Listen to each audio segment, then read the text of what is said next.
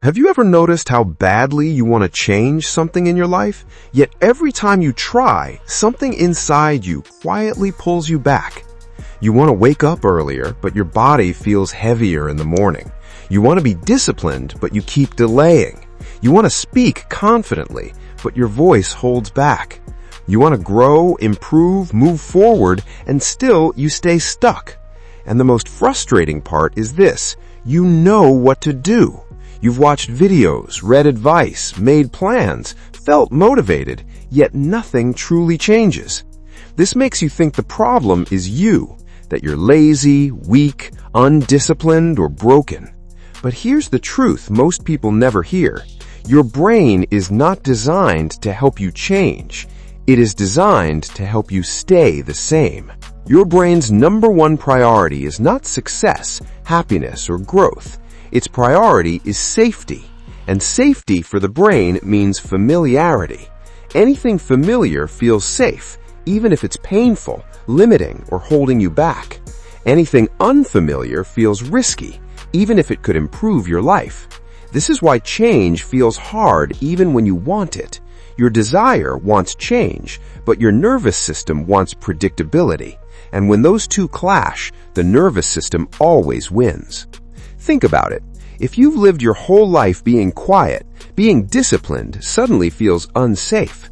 If you've lived your life avoiding risk, taking action feels dangerous. If you've identified as someone who struggles, consistency feels like betrayal of who you are, not logically, but emotionally.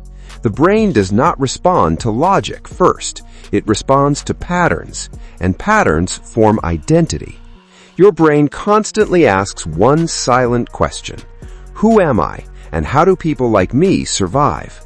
Then it shapes your behavior to match the answer. If your identity says, I procrastinate, your brain will protect procrastination. If your identity says, I overthink, your brain will overthink. If your identity says, I'm not consistent, your brain will create resistance every time consistency is required. Not to hurt you, but to keep you aligned with what feels familiar. This is why forcing change never lasts. You can push yourself for a few days, maybe even weeks, but eventually the resistance comes back stronger. You feel tired, you lose motivation, you slip into old habits, and you assume you failed again. But you didn't fail. Your brain simply restored balance. It returned you to the identity it recognizes.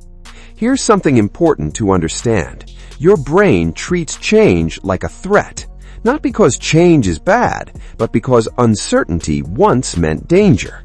At some point in your past, unfamiliar situations may have led to pain, embarrassment, rejection, failure, loss of control. Your brain learned a rule back then: familiar equals safe. That rule stayed active even after the danger passed. So now when you try to change, your brain activates the same defense systems: hesitation, fear, doubt, overthinking, exhaustion, all designed to pull you back to known territory. That's why resistance doesn't show up as a loud "don't change." It shows up quietly, as tiredness, as distraction, as "I'll start tomorrow," as confusion, as sudden loss of interest. These are not character flaws. They are protection signals. Most people fight resistance directly. They try to overpower it with motivation, discipline, pressure, and punishment. But fighting resistance makes it stronger because resistance is rooted in fear, and fear doesn't respond to force. It responds to safety. This is where most self-improvement advice fails. It tells you what to do without explaining why your brain refuses to do it.